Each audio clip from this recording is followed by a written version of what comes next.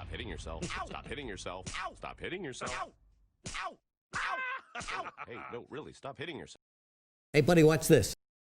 We could go Hellfire to support the Disease Vulture, but that's pretty sideways interaction. I do think Disease Vulture is a powerful enough card that we do keep it in the mulligan, since we have some early game. We could also keep this Nightmare Amalgam. It gives me an interesting coin line and a Dragon Synergy card as well, so we'll keep the Amalgam as well. Ooh, 420 viewers, even better. Even better. I was surprised that my cow attack made the YouTube video. Oh, did it? I probably would have cut it if I'd noticed, to be honest with you. Oh my god. We wanted this to be our thing, man. I wonder if this is the full chump list or something different here. Whoops. This is a problem for us, honestly. Oh, that is a big screw-up, actually. He just messed up. Yeah, that's a big deal. Solarium has a lot of outs against this Firehawk, so let's take it. We have Soulfires and Spirit Bombs in the list that can answer this. If we whiff, we whiff. Whatever, we whiffed, it looks... Oh, Nether Breath, no. Well, we didn't whiff. We actually hit the dream. Okay, so we lose some high-value things, obviously. But we heal back to full, and our opponent's basically out of cards, minus that Arcane Missiles, right? So I'm actually really, really happy with how that goes. That's really good news. So we basically healed off most of the Firehawk damage. We leave him very low on resources, and we probably start to regain the board here a little bit. Okay, perfect. Yeah, this is a good follow-up to the Disease Vulture, honestly, as well. Whew, that was scary, guys. I actually forgot about the Nether Breath being an out, too, because I didn't think about coin. So we actually had 6 outs, I think, at least there, which is quite good. This is totally fine. Stabilize the Disease Vulture. So you can trade so we don't take too many hits here. I can't imagine he has a lot of like powerful mid-game plays. It's probably mostly like weird little synergistic elemental stuff. And Firehawk is pretty good though. Hellfire does answer it though, so I think we just Hellfire here and really win the board, don't we? Yeah, let's just Hellfire and really win the board. He didn't get these 2 turns in a row. Oh, Magic Carpet is cool. It's gonna buff our playmat. That's pretty sick. Okay. I mean, we're taking a lot of damage, so, you know, this is kind of scary in a way, but we gotta win the board, right? I don't think he's gonna have AoE in this list. It's gonna be way more, like, singular in its game plan. Oh, 3 spells, though, is so scary, man. So scary. Oh, no. And this is gonna be a real race. Okay, one of those was Elemental Alloys again. That's fine. Kind of did nothing almost. That's a Frostbolt to the face. Respect the race. I love it, dude. That's such a good race, man. Okay, we definitely aren't looking to Hellfire because obviously we don't want to die. Life Tap is scary, but I think we have to. We have 10 damage now. This will not be both active next turn in hand. So I need more minions pressure than I currently have. Life Drinker is the dream roll here. Perfect. On curve, damage output, healing to help us stay alive against crazy outs, and sets up for a lethal next turn. Absolutely perfect life tap hit. Woo! Woo! Book of Specters is not a big deal because he's gonna wipe any damage he draws. Yeah, exactly. He's only gonna be able to get elementals here, and those are probably just too slow to matter. So GG. GG. We hit some amazing draws that game. We still would have won actually without the Life Drinker, but our deck is an aggro deck. Dark Skies is much better in a control lock style deck where you're trying to keep the board clear. And Dark Skies hurts our own minions too, so Dark Skies would hurt our own stuff. I think actually it would almost go as counter to the deck as we could. Okay. Double 1-drop's not perfect with coin, but I'm happy to just play minions on curve in most cases, right? And there's a chance, of course, we hit something better. We might even tap on 2 anyway, depending on what we think. Wild month, we do usually play wild 1 month in a set, Oto, but it may change a little bit given the kind of cadence of the new adventure and stuff. So I'm not 100% certain. Just hang tight, I guess. We'll know more soon. Okay. Kobold Librarian would be perfect, yes. That would be fantastic. That would make this deck for sure. Okay. I think we still play Neferset here despite not currently having the follow-up option. We would love to top deck a Disease Vulture, or really even maybe another Soul Buster would be pretty sick. We could get it quite large with the Crystallizer. This is feeling smoother than before, definitely, because we committed to it, right? Zoraku was the bait that led us down a bad path.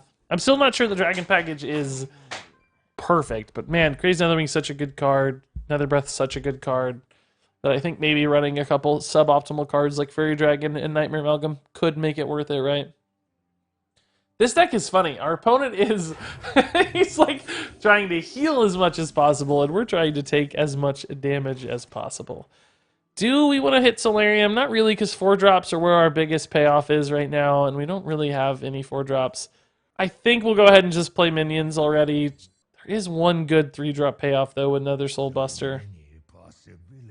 Problem is I draw so many things that I just can't play. I think we have to wait till later. So let's just build out minions here. We're kind of all in on stuff at the moment, but Solarium can fix that problem, and we certainly need to create tons of pressure. Probably arguably should have played the Crystallizer after attacking to maintain as much armor as possible, since we do have healing in the deck. I doubt it ever comes to matter, because we're going to take way more than we'll ever be able to heal back, but theoretically. Crystallizer Nether Breath. I think the Nether Breath is better utilized later when we're trying to get over the top damage once he starts playing taunts and stuff. Whereas if we can get the minion damage early, right, the minion damage is more likely to stick. Does this deal damage to us when it... Oh my god, it does. Wow, that sucks. That sucks. And he cleared the board. Man, that is brutal. Ugh. Blech. This is also kind of better over the top damage. The Solarium right now, it's still just... It loses too many cards, though, so I can't do it yet. Ugh, we're in trouble. I think that Mass Hysteria was just a little bit too good.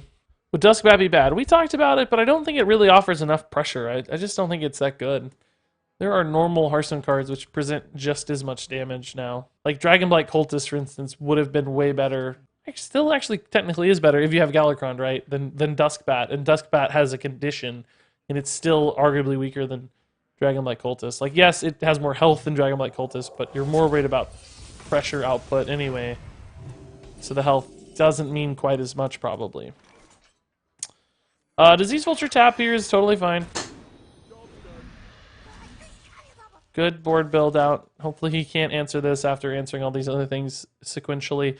Pretty worried now about Kartat Defenders getting in the pool and causing us problems. I would have loved a Leroy. Oh my god, Injured Blade Master is not what I expected to see. He's working really hard to complete his quest. That is intriguing. That is a shocker, I must say. Again, I don't want to bump in breath. I want to try to save the breath for face damage if I can. We're going to need, you know, I think in the order of 8 to 12 at least face damage at the end of this game to kill our opponent once he stabilizes taunts. So I'm hoping to accrue like 2 Nether Breaths and 2 Soul Fires to achieve that, right? So using that needlessly before is necessary, I think will end up costing us quite a bit. I think we're going to life tap, see what we roll off of the Disease Vulture. Oh, no, I got a Hellfire first, actually. No, never mind. We're going to trade in Hellfire and then tap. Hopefully this rolls Wolf Riders, always. Oh, man. It's not that good. That's actually pretty good. That's quite a bit of pressure output. Might be a little bit difficult for him to deal with. Okay, so another Hellfire is more damage, which is good. We put I think a minion I'd love for him to res, right? I don't care if he reses Injured Blade Masters. Go ahead. They don't have taunt all day. You can res them. That's fine. I want to hit a Leroy soon so we can put that in a potential res pool as well. In fact, it might be worth considering a Solarium already to do that, but I also kind of want to hold the Solarium to dig for those final Soul Fires, right? That was the other side of it.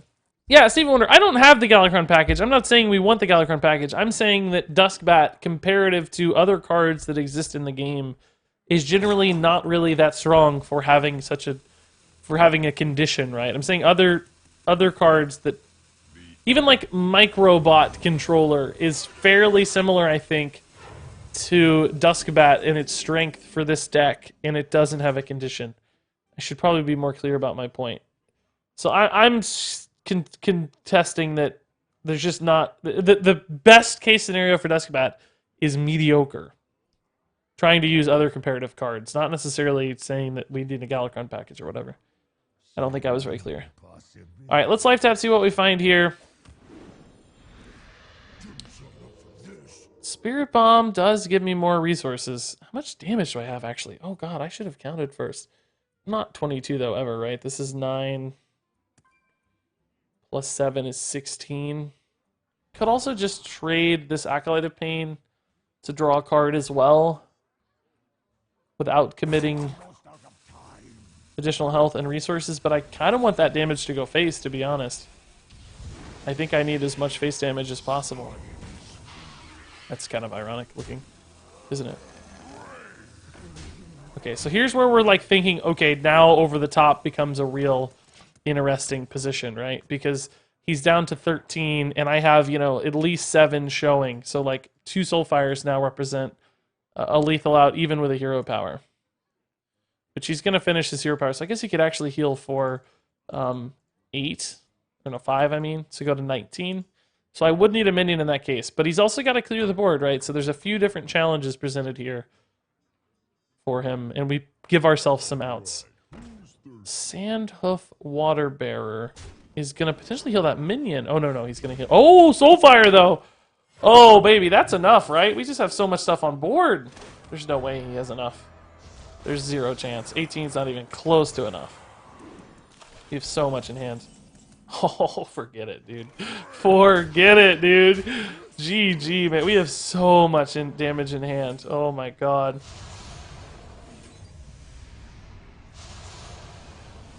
Even the Hellfire would have killed. Yeah, we had like 30 almost. Oh, my God. Let's go, dude. Let's go. Let's go. Let's go. Let's go. Let's go. Is that a rest priest with the Leroy OTK? Oh, God. I don't know. It could be. That would be scary. Ornery Totus over Nether Soul Buster. That's interesting. I don't like the Nether Soul Buster very much, but I wonder if the Tortoise has enough payoff without cards like Nether Soul Buster. Like, there's a balance to achieve between reward and setup for the pain stuff, and like, we're already, I think, a little bit too heavy on setup and not enough reward, and if you remove the Nether Soul Buster, you know, we might shift it even farther out of whack. But definitely an interesting consideration. Nether Soul Buster, again, it just doesn't feel very good right now. Let's take for better options and keep these early plays for now. It's weird. That's a weird looking mulligan, man. The mulligan man. The mulligan man. I think I'm going to go ahead and double Blazing Battle Mage, man. It's a big opener, dude. That's a lot of damage output. Then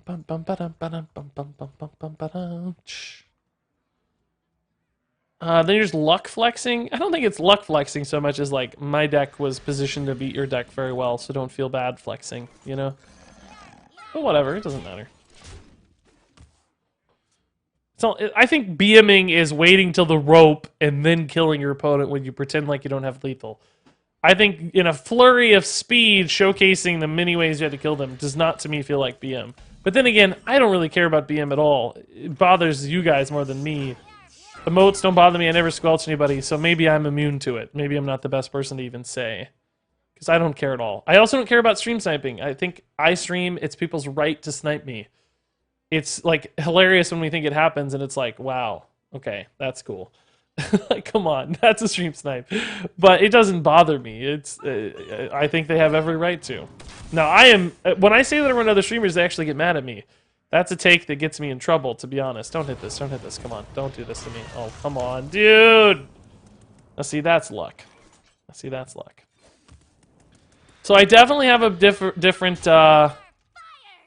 perspective than most there. All right, let's just set up the lethal. An argument could be made that your opponent may feel better knowing that no matter what, that's what I mean. Exactly. We're not going to be able to get there, if that makes sense. That's exactly what I mean. Like, they didn't, like, there was no outs for them. They didn't have a chance, so why stress, right? Don't even worry about it. It really wasn't close, dude. I'm sorry. Kind of thing. So do we just put him down to 8 for the Crazed Netherwing out over the top? It does not seem like the kind of deck that's going to have healing. Ziliax is the one challenge to that, but if he Ziliax is my 2-2 anyway, I'm still going to be in a pretty good spot, right? We could also go Netherwing now into Leroy, but that creates problems with taunts. So I think we just Leroy now. This denies any kind of tap, and it will clear the board even if he does go like Ziliax anyway, and put him right back to 2. So let's just see what we hit, right? Nether Breath is also another possible heal out, but again, we just get him so low that it may not matter. Nether Breath, yeah, okay. Deal. So we go Netherwing into Imp here.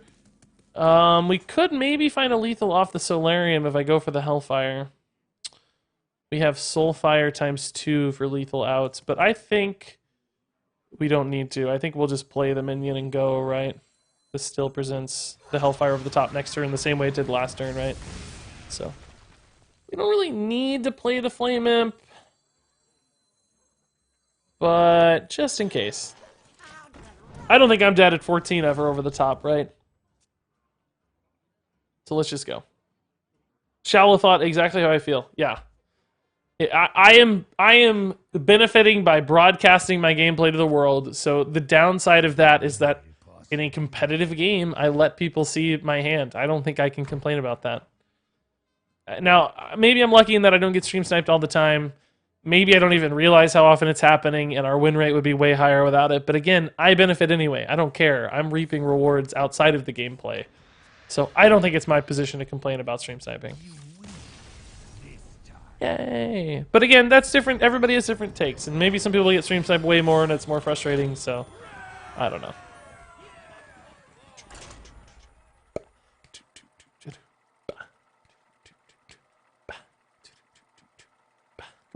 Again, this is a kind of cool thing, but I just don't think it's good enough. I think Nether Soul Buster's sort of a bad card. I think we need to cut Nether Soul Buster.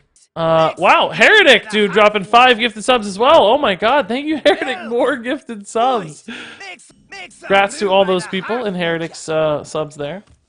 Really slow start, unfortunately. I mean, this is a really cool curve, but I don't know if it'll work. We also learned Bisharp is a Pokemon, which was nice. I didn't know that. Kind of knew, I guess, but not really. The Pokemon got so intense, guys. There's so many new Pokemon all the time. I don't know. I know like the like basic Pokemon and the occasional ones I've heard here and there, but that's it. It's Bisharp. Well, that doesn't. Are you trying to say it's B-sharp or Bisharp? I still don't know. Bi like B-Y-E or B like B-E-E. How do you guys pronounce it? I still don't actually totally know how the person in chat Bisharp pronounces it either. Because the bit laddie kind of got it all weird.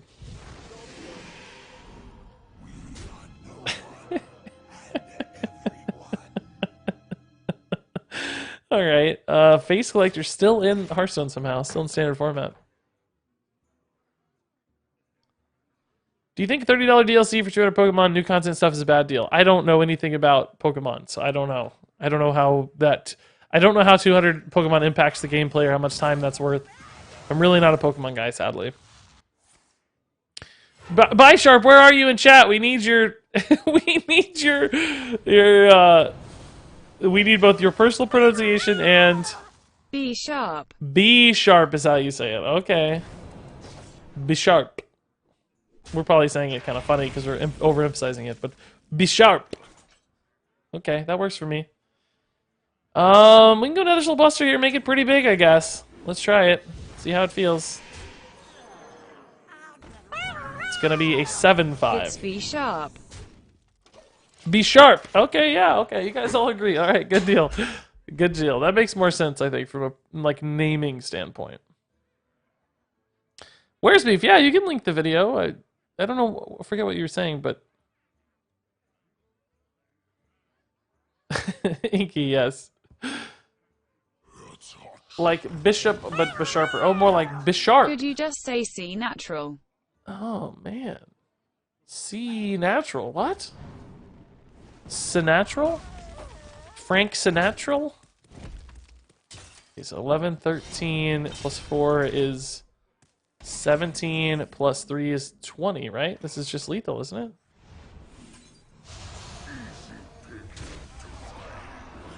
Sweet, dude. I wish I'd been concentrating a little more to put this game on YouTube. This is also lethal, but whatever.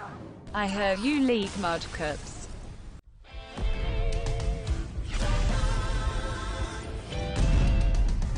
Dragons take flight above the ice.